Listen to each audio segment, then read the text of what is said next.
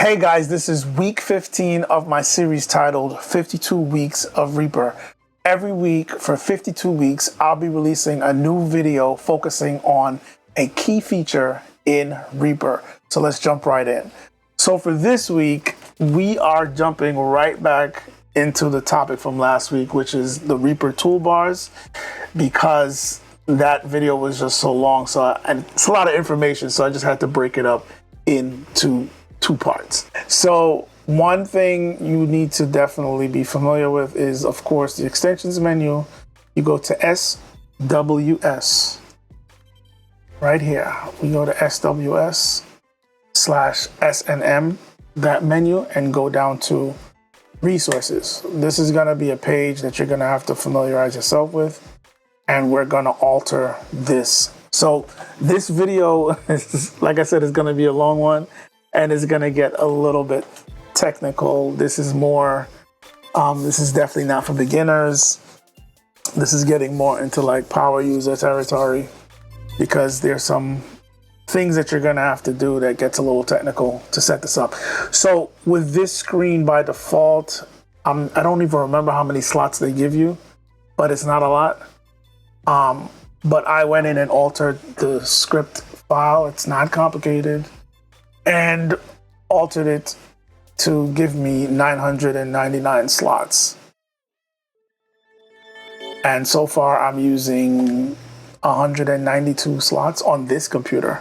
I think my main desktop behind me, I'm over 240 slots being used. So it's important for you to understand that and know that, because this screen is going to be very important to help set up what you just saw. So the resources window is very important, and we're gonna basically alter a text file that's gonna give you more slots. So you're not gonna run out of spots to add your VST as a track template. So let's get into the alteration.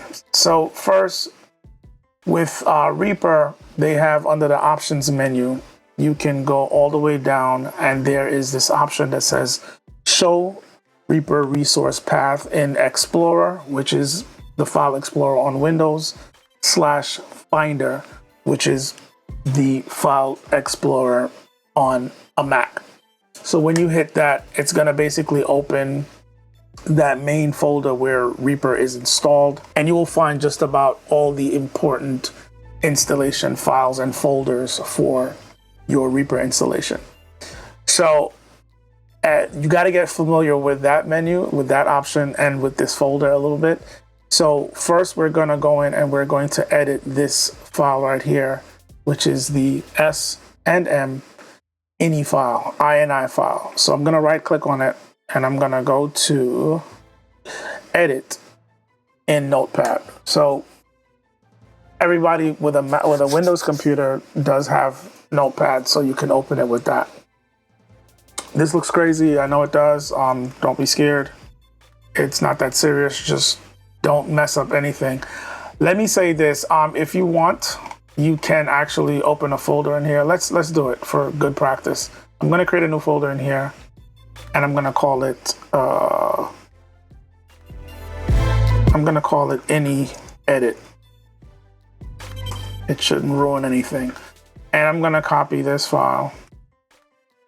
The S&M file, I'm going to copy it, and I'm going to paste it in here, and I'm going to rename it and just put edit at the end of the name. Make sure you do not change the extension. It needs to be a .ini file, and we'll fix the name later. So we're going to open this one in the note editor, just so that you don't accidentally screw anything up and you don't have something to go back to if you do.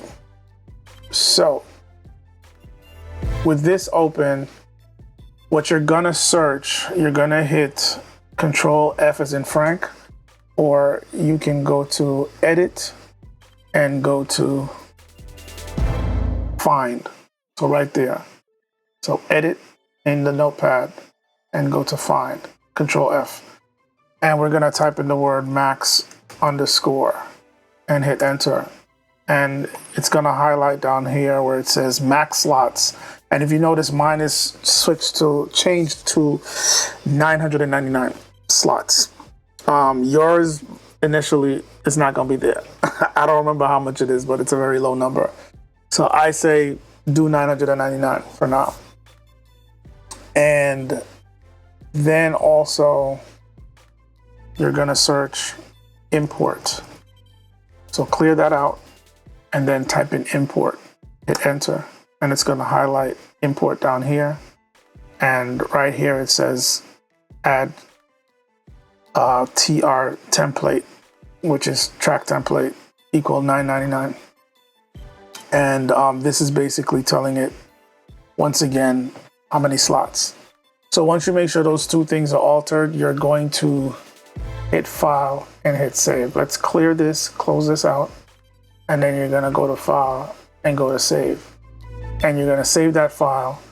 Then you can change this back to S&M.ini, and you're going to copy it and paste it back in the main Reaper folder where the original INI file is, and have it replace this one.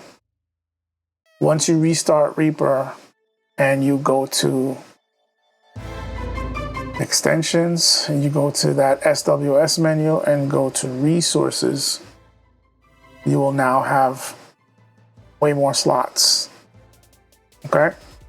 So it's important that you do that if you want to have lots of slots, because you don't want to run out of slots as you start to utilize this method. Now, this is only for VST instruments. For the VST effects, it's a little bit different. It's actually a little bit easier, and we'll do that after, but let's deal with the difficult one first. So now that I have that done, there are a couple of VST instruments that I downloaded that I do not have added to my window. So one is the Trias player. Another one is drum tracks, which is another drum plugin. And then we're gonna get to this effect afterwards and show you how to set up the effect. Analog Obsessions Attractor. So let's start with the Trias player. So I'm gonna do two instruments and then one effect so you can see the process. Now, this requires another program. This is PhotoScape X. It is free. You can download it from their website, Google it, or you can download it within the Windows Store. So you open up your Windows Store app and just type in PhotoScape X. And you should be able to download that, install it. It is free. So what I'm gonna do is I'm gonna have this plugin open and we're gonna switch back to PhotoScape X. Go up here to Tools and hit Screen Capture. What we're doing now is we're going to grab a screenshot to create the visual part of what you saw. So we have to create a thumbnail, and we're gonna explain that in a second. So let's drag this down here. And by the way, guys, you do not have to do this. This is what I do. And if you feel you want to do it, go ahead, but you do not have to do this. It's a bit over the top, but once again, once you do it once, you don't ever have to do it again. And that was the appeal for me. In FL Studio, when I did set it up, it kind of does it a little bit easier. I think you just say, there's an option where if I remember correctly, it's been so long, there's an option that says save instrument or plugin screenshot or snapshot or something like that, and it creates a snapshot and then it categorizes it for you and it saves it for you, makes it real easy to set it up. But the problem with FL is when you install FL Studio on a new system, you have to do all of that all over again. So after maybe like 4 or 5 years of using FL on one system, I had like this massive visual display of all my plugins categorized, EQs and compressors, instruments. And when I had to set it up on a new system, it's a pain in the butt because I have to go through doing it all over again from scratch. With Reaper, it's gonna be saved to your configuration file, which we'll look at in a quick second. I'll always show you that menu. But if you save your Reaper configuration file, you export it and save it, all these are actually gonna be saved. The thumbnails and everything that you set up is gonna be saved. So everything we set up, we don't have to ever do it again. Once you do it one time and you back up your Reaper configuration file. And that's one of the beautiful things about Reaper. Real quick, guys, from the editor's desk, I wanna make sure that the screenshotting process was clear. So let's jump right in real quickly and look at this. So just to be clear, when I did the screenshot with PhotoScape X, I'm going to Tools, using Screen Capture, and I specifically use Capture Window. I was supposed to be clearer on that. When you use Capture Window, it will capture whatever window you're hovering over before you click. So that just makes it easier, so you don't have to lasso over a window. You just click on this window, it'll recognize that it is a window and it'll just capture that window. So I just wanted that to be clear. So that was it. Back to the video. All right, that's enough rambling about that. So what I usually do, and once again, you don't have to do this, and you don't have to do it like this, but I usually hit crop, and then I would crop out this top piece, the Reaper wrapper. So we just seen the plugin, hit enter. So now we're just looking at the plugin. I hit resize, leave it to preserve the aspect ratio. Make sure that's checked right there. And then what you do is I usually affect just the height. So let's say I want the height to be about 75 pixels. Somewhere between 100 and 75 pixels is what I would do. I don't want it to be too big. I don't want it to be too small. And once you hit enter, it's gonna resize everything proportionately. So I just typing the height and it already does the width to proportion. So this is actually pretty tiny. It's fine. So then I usually click on this, Control-C, Control-V to copy and paste, move this over to the right, and I will explain why in a minute. Then that's when you go to put the name in. I can just copy the name from the track in Reaper, paste it in. And then I have to click on a blank spot away from the text and then copy, paste, drag that over here. And then I'll highlight the text in the middle again, because that's the only editable text. And I will type in the word load. Once again, you do not have to do this. This is the crazy stuff that I do. So after I do this, if I really want more of a visual pizzazz, then I will go to edit, go to adjust, and maybe add blur. And you'll see why in a second. Hit apply. So the reason why you have to set it up like this is that when you go to the icons in Reaper, if you notice the icons, they're kind of, you get a visual response to you hovering over them. So they kind of, the hue and the brightness of them kind of change. And the reason why is because when they're in their state, just sitting there, it's this part of the image. And then when you hover, you're looking at this part of the image. And then when you click and it's active, then you're looking at this part of the image. For what we're setting up, the active part is not that necessary, but it needs to be like this. So the whole image needs to have these three sections. Then in this program, the reason why I like using this program is I can set this up.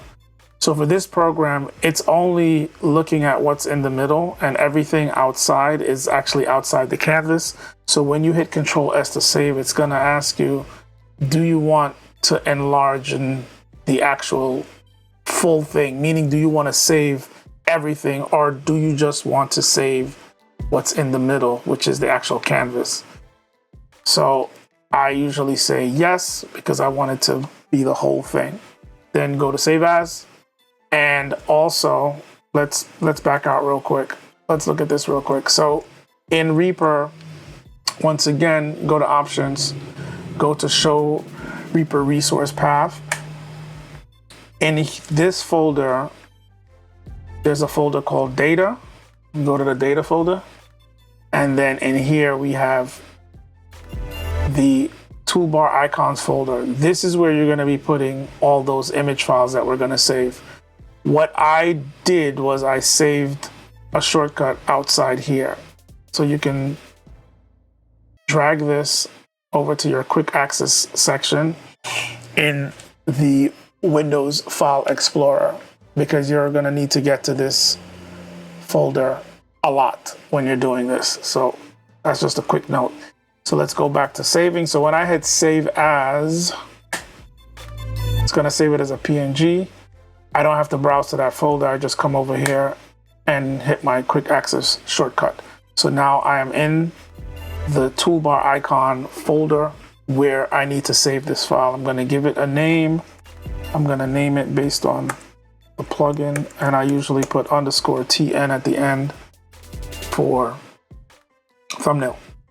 And this whole folder gets saved when you back up your configuration file. So you never have to do this again. Hit save, and now it's saved. So we just created the icon, and I'm going to now save this track as a track template. Now, before you save the track template, I usually like to make sure that it's already armed. And then if you want, you can go in and choose a preset. So this preset is fine. And that's the way it's gonna load. Exactly the way you leave it when you save it, that's how it's gonna load. So I like it like this. Right click here, and then go right here where it says save track as track template.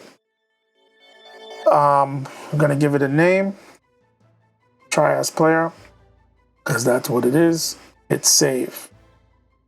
So now we have to open that resource window. So we're gonna go extensions, go to the SWS menu, go to resources.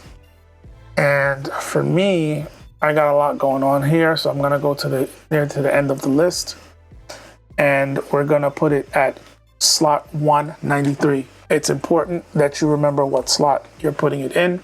You can leave this window open if you want.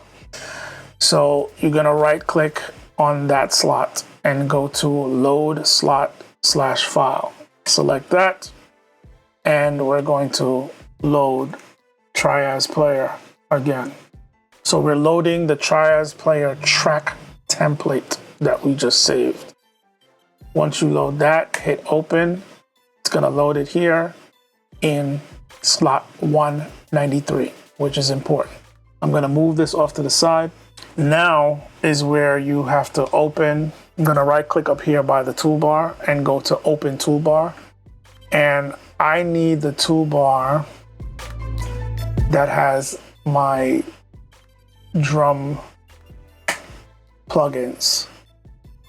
So I'm gonna put this right around here. Matter of fact, I'll put it right in between Satala. See, I just clicked on that and it loaded.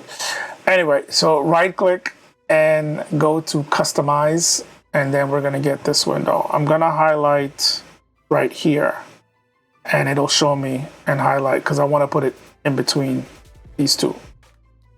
So right under the separator, I'm gonna add another separator. So I'm gonna right click, insert separator, and then at the bottom separator, I'm gonna right click and hit insert action. It will insert the action in between the two separators. So when I go to insert action, all I have to do is type in import 193, and it's gonna single out the option for me to import whatever is in slot 193, which is the track template for the try as player. So I double click on that and it loads that. So this is basically an action to load that track template. which is in 193, slot 193, which is the track template for the Trias player. So essentially it's just giving me a quick way to load a track template. So now I would usually double click on this and go to set tooltip, which is me just basically giving it the name that it is, Trias player, to make it cleaner and simpler. Then I would double click again, go to set icon.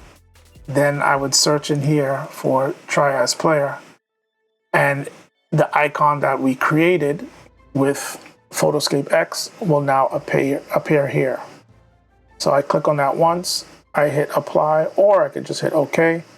The window goes away, and now if you look, you see Trias player is now here. And let's pull this down. Let me close these two. Yes. And with nothing selected here, if I just click on this, it will load the Trias player. And now the Trias player is loaded. So that's basically step by step how I create this. So now I'm gonna do it really quickly for the next one. So step one will be to pull up this plugin. I'm gonna go to PhotoScape X, hit capture window, and then click to capture that window. Crop, recrop. Make sure the crop is set the way I want it. Hit enter. Resize. We're gonna adjust the height only with preserve aspect ratio checked. We're gonna do 75 pixels. Hit apply. Then we're gonna copy, paste, drag that over. We're gonna add the text. I'm just gonna copy the name from the track in Reaper. I do this a lot, so I do it pretty quickly. I'm gonna hold control and resize this a little bit. Click outside of that, copy, paste, and then drag that over to the side. Come back to this live text in the center. That's the only text that is live and editable. The other one is just a screenshot. And I'm gonna type in the word load, hit enter, so it says load tracks. Go to color. Once again, you don't have to do this. Sorry, go to edit, blur, add a little blur, hit OK. And then from here, Control S to save. Yes, I wanna save what's outside the borders. Then I hit save as. I'm gonna hit my shortcut. That'll drop me right into the toolbar icon folder. I'm gonna paste the name underscore TN. Then, well, first I have to save it as a track template. So we're gonna save track as track template. We're gonna name it drum tracks, hit save. Now we go back to that resources window. We're gonna add that now to slot 194. Right click there, load slot/file. Type that in, select it. We are loading the drum tracks track template. Hit OK. It's now there. Move that out of the way. And now we go back to the toolbar for the drums, which I think it's keyboard shortcut. Control-Shift-5 for me, that is a custom keyboard shortcut. And then I'm gonna right click on this and say edit custom toolbar. And I'm gonna stick that right next to the Trias player. So I'm gonna highlight it here so I can see it here. I'm gonna add a separator here and then click on the bottom separator because I want it to be in the middle of these two separators, and hit insert action. Type in import 194. That'll narrow down the menu option to what I am looking for. Load that, double click on it, hit set tooltip text, paste the name in, double click on this, set icon, and once I paste in the name, drum tracks, the icon we created will show up, hit OK, and now it is here. So we did these two. So if you notice when I hover, it pops up and says load, and that's because of how we created the thumbnail. Once again, you do not have to do this, but I'm just showing you how to do it. You don't have to be this elaborate with it. It could just be the image with no text. The image could stay still. It could be static. But the image that you create has to be in those three parts, even if you don't make it change when it hovers. It could be the same thing in all three slots, but it has to be set up this way. You can't just have it be one still image. It won't work. And that's pretty much it for loading the instruments. So let's get rid of these two tracks and let's get into the actual effects. So it's a little bit different with the effects. So with the effect, you have to open, you're not going to be doing the resource window. You just have to open your effect browser, plugin effect browser. And I'm going to search for the effect, which is called Attractor. Then you right click on it, hit create shortcut, and hit escape immediately. And that's it. And if you right click on it and you see that edit shortcut is already checked, then you don't have to do it. So for this, I'm gonna put it on, which one is it? I think it's the saturation. Yes. So the one that I designated for my saturation, wave clipping, and transient plugins, that is the toolbar that I'm gonna use, which is toolbar number 8. So they're down here. I have all my transient shapers here. So we're gonna right click, go to customize toolbar, and let's stick it right. Let's stick it at the end. No, sorry, let's stick it between Diablo. So I'm gonna scroll down and we'll see Diablo is highlighted. Right click, insert separator, right click, insert action. Now all I have to do is type in Attractor.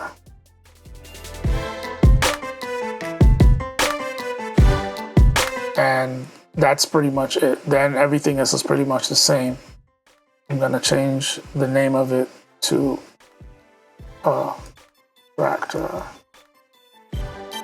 Hit enter. And then I'm going to, I did not create the icon yet, so I'm gonna drag these out of the way. And I'm gonna create the icon. So just like before, we're gonna bring it up. We're gonna switch to PhotoScape X. We're gonna select capture window. Just click on it. Then we're gonna crop. Set the crop. We're gonna resize. I'm gonna do this at 50 pixels on the height.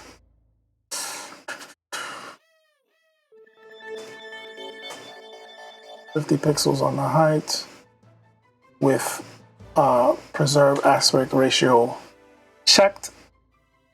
Hit apply. Highlight it. Click copy. Paste. Control C, Control V.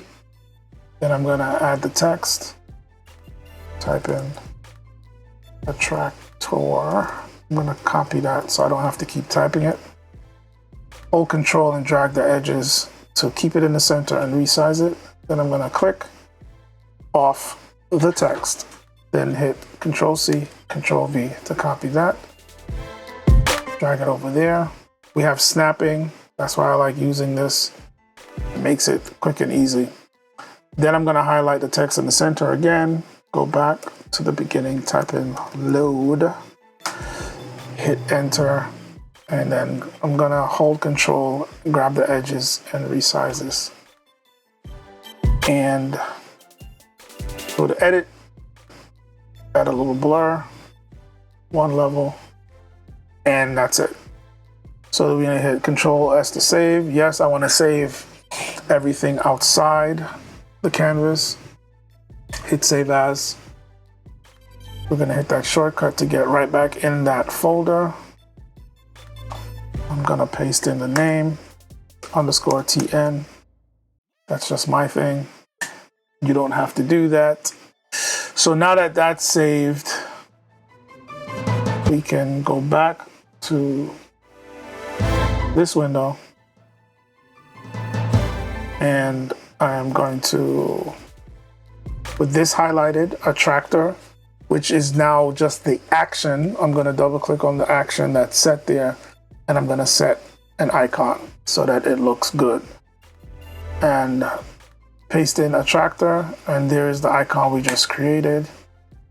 Select it, hit OK, and now my window pops up and a tractor is right here. So that's how that is done. So a couple of quick tips for just organization and just, you know, keep things kind of really neat and looking good is if you notice at the top of each toolbar, it has a specific name. So it says O2 Design Tools Effects. This one says O1 Synths. All right. This one says O3 Pad Atmos for atmosphere and textures. So it's giving you an idea of what these toolbars are for, what these plugins are for. This one just says keys. Number 5 says drums, live drums. Number 7 says reverb and delays, and so on and so forth. So the way you get that is when you right click and you go to customize, at the top here, you have the option that says retitle, and you hit that and you can actually give it a name. So that's why I have it like that. The numbers help me know which button to press to get to it. And I'm starting to remember my number system. It's been a while and I've been using it. So I remember that Control-Shift-9 is my EQs. And I remember that 7 is my reverbs and delays. I'm starting to remember, but before that, I wouldn't remember. So that's what this is for. That's why I have this here. So it's the number system to help me remember which number has what on it when I first created this system. All right, I promised I was gonna do this, so let's do it right now. I'm gonna probably start doing this once a video. So we go to your preferences, Control P, and then we go to General, and you go right here where it says Import or Export configuration. You want to click Export, and this is how we export our configuration file and all the settings, all the things that we've done. So that's why I'm going to keep driving that point home, that a lot of these tweaks and adjustments that we make, customizations to Reaper, will be saved once you export your file here, your configuration file.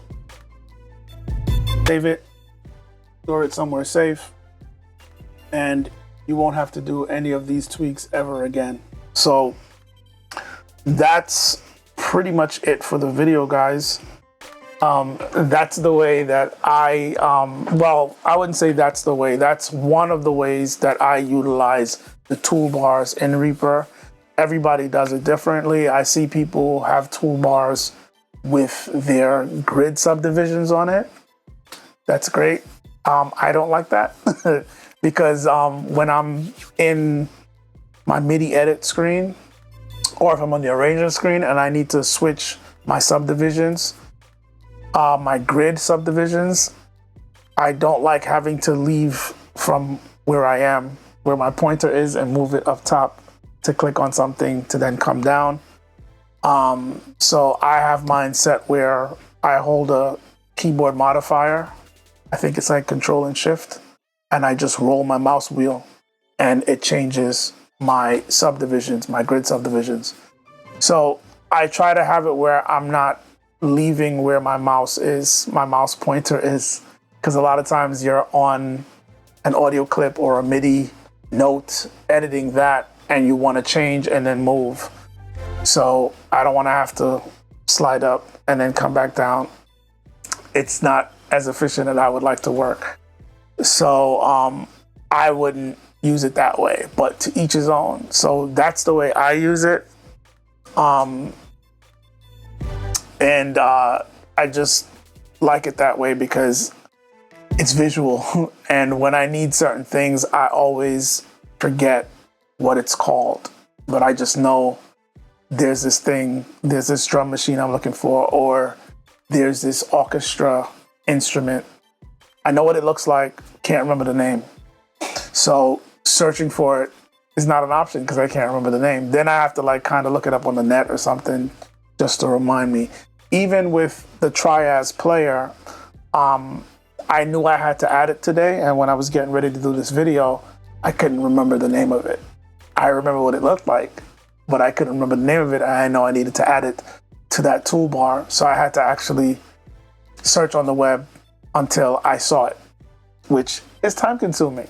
So that's why I use that those toolbars to give me a visual representation of a lot of the plugins that I use often. So that's REAPER toolbars, very effective. I'm going to show you other ways to use the toolbars in other videos, not really talking about toolbars, but there are other ways to use to load actions, because that's all you're doing is loading actions into the toolbars, and other places that you can actually load your actions, because it's all about the actions. And now it's just about either locking it to a keyboard shortcut, but sometimes that can get a little bit finicky because you just end up with so many keyboard shortcuts and you might not remember them. So having your plugins on a toolbar is just way more effective, because I have a couple of keyboard shortcuts for 3 EQs that I use a lot, like my everyday, just like cleanup EQs, but I can't assign keyboard shortcuts to a ton of plugins like compressors and reverbs. That'd be crazy. So just to assign a keyboard shortcut to bring up a whole visual presentation of them is much more feasible for me. And then I can pick which ones visually. So that's my philosophy and that's my story, and I'm sticking to it. So that's it for the video, guys. Thanks for watching. Check back next week as we continue this journey, 52 weeks of REAPER. Thanks for watching. And as always, you'll see me in the next video.